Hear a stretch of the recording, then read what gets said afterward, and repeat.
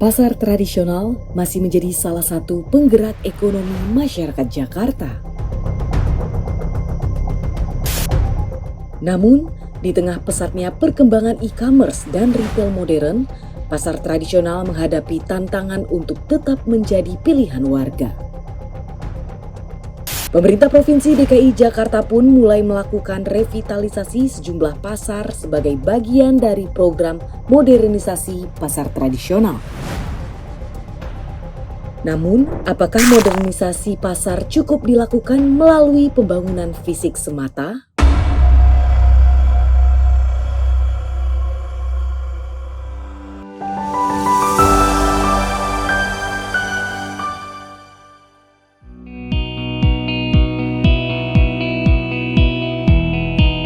Menurut Wakil Ketua Komisi B DPRD DKI Jakarta, Wahyu Dewanto, keberhasilan revitalisasi pasar tidak hanya bergantung pada pembangunan fisik, tetapi juga komitmen seluruh pihak yang terlibat.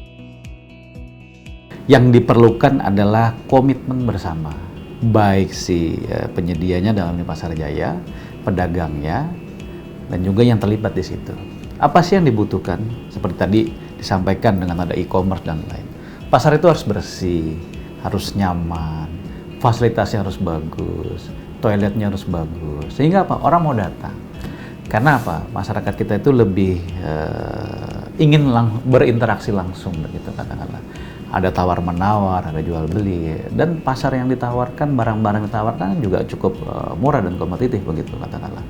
Oleh karena itu, yang kita tekankan adalah bukan hanya merevitalisasi untuk membuat mewah, tapi komitmen bersama, baik pasarnya, baik pemilik pasarnya, baik si penjualnya, dan pendatangnya juga punya komitmen bersama untuk merawat, menjaga, menjadi nyaman, dan juga apa tidak kalah penting, keamanannya juga penting, parkirnya juga bagus, terus sampah-sampahnya juga nanti dikelola dengan baik, menjadi percontohan lah begitu. Tantangan utama yang dihadapi pasar jaya itu dihadapkan dengan persaingan antara retail modern dan e-commerce yang memang sudah sejak lama keberadaan mereka itu juga sebenarnya mengancam dari eksistensi pasar-pasar tradisional.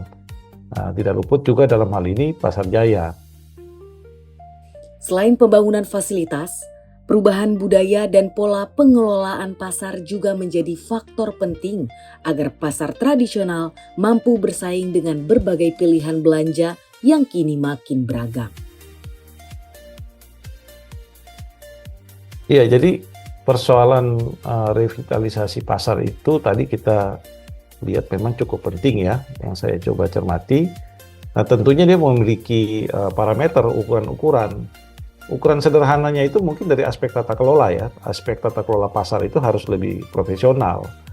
Jadi dia juga memiliki fungsi pengaturan zonasi, zonasi perdagangan, zonasi parkiran, zonasi sampah, zonasi keamanan, pengawasan keamanan, pengelolaan retribusi, pengelolaan pedagang, bagaimana menengahi konflik antar pedagang, bagaimana tadi pasar itu tidak becek, dia dengan satu kenyamanan, kebersihan.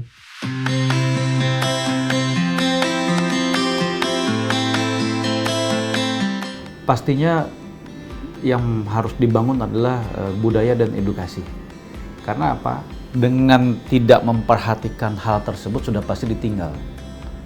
Karena banyak pilihannya sekarang. Bukan hanya saingan terdekat, pasar terdekat, tapi ada e-commerce dan sebagainya. Tapi dengan diberikan percontohan yang baik, yang nyaman, yang bersih, dan semua berinteraksi dengan bagus, apalagi parkirnya juga bagus, nyaman, pasti orang datang kok. Oleh karena itu kita tekankan bahwa ini menjadi bikin satu pilot project percontohan yang bisa dilakukan di Jakarta dan untuk dicontoh untuk daerah lain.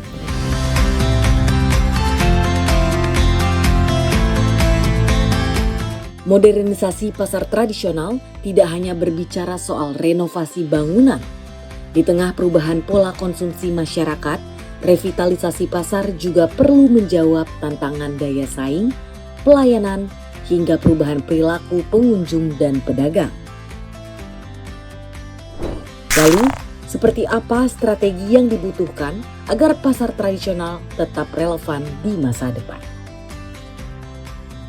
Kalau untuk fungsi pasar, tadi sebenarnya dalam gambaran yang kami sampaikan, kurang lebih di pasar modern itu sudah mewakili ya. Jadi dia selain untuk berbelanja ya, dia juga ada area kuliner, ada fashionnya, coffee shopnya, ada food court, area duduk untuk menikmati suasana. Jadi ada kursi-kursi yang diberikan untuk kepentingan fasilitas umum. Desainnya juga harus bisa menarik dari teman generasi muda tadi. Mereka nanti akan hadir di situ. Jadi dia masuk dalam konteks yang lebih luas. Fungsi pasar bisa masuk dalam yang lebih jauh untuk menaungi kebutuhan generasi muda. Jadi pasar itu dia adaptatif dengan situasi hari ini. Dia tidak kaku, tapi dia juga memberikan satu peluang merespon dinamika sosial, kebutuhan-kebutuhan masyarakat. Karena kita punya pasar di Jakarta ini kan cukup banyak ya, dan lokasinya sangat strategis. Di sisi lain, masyarakat dan pedagang memiliki harapan yang sederhana. Bukan hanya bangunan yang lebih baik, tetapi juga lingkungan pasar yang lebih nyaman, bersih, dan aman untuk beraktivitas. Saya mau ingin ya, kalau bisa tuh fasilitas parkir itu diperluas. Kalau misalnya parkiran banyak, itu juga banyak orang-orang yang pada belanja itu bisa pada parkir di situ, jadi lebih banyak. Terus yang kedua, saya juga kepengen kebersihan dari lokasi itu juga emang bener-bener dibersihin, nggak cuma kadang-kadang 2 hari sekali baru dibersihin kayak gitu.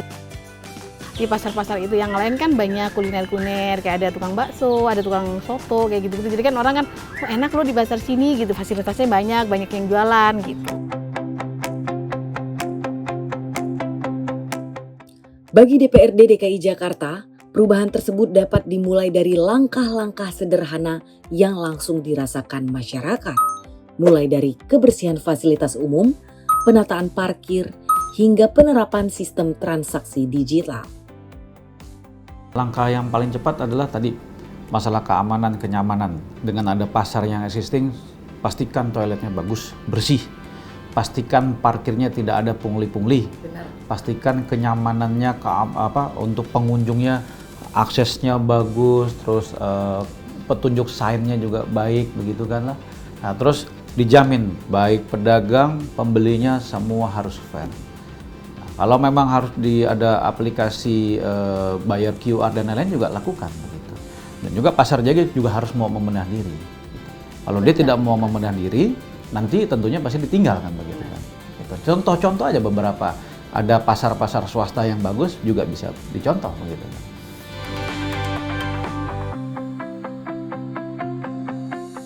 Modernisasi pasar tradisional diharapkan tidak menghilangkan identitasnya sebagai ruang interaksi sosial masyarakat. Sebaliknya, revitalisasi diharapkan mampu menghadirkan pasar yang lebih nyaman, tertata, dan tetap kompetitif di tengah perubahan zaman. Tidak mesti membangun yang mewah. Mindset, pola pikir, edukasi. Bangunlah dari situ. Perbaiki fasilitas-fasilitas yang fundamental. Seperti toiletnya, parkirnya, begitu kan, sign penunjuk arahnya, begitu. Itu aja tuh. Kebersihan tuh nomor 1. Dan setelah itu apa? Kelolalah sampahnya dengan baik dan dicontoh. Jangan nanti menumpuk lagi. Nanti apa? Pasti ditinggal lagi. Oleh karena itu, bikin satu contoh yang memang pasar yang mandiri, yang bagus, yang diminati masyarakat, dan tentunya harganya juga yang bersaing yang baik. Revitalisasi pasar tradisional bukan sekedar membangun ulang sebuah bangunan. Lebih dari itu, revitalisasi menjadi upaya menghadirkan pasar yang bersih, aman, nyaman, dan mampu menjawab kebutuhan masyarakat masa kini. Dengan kolaborasi antara pemerintah, pengelola, pedagang, dan masyarakat, pasar tradisional diharapkan tetap menjadi ruang ekonomi rakyat yang mampu bertahan dan berkembang di tengah arus perubahan. Inilah Jurnal Kebon Sirih, mengawal kebijakan, menyuarakan harapan warga Jakarta.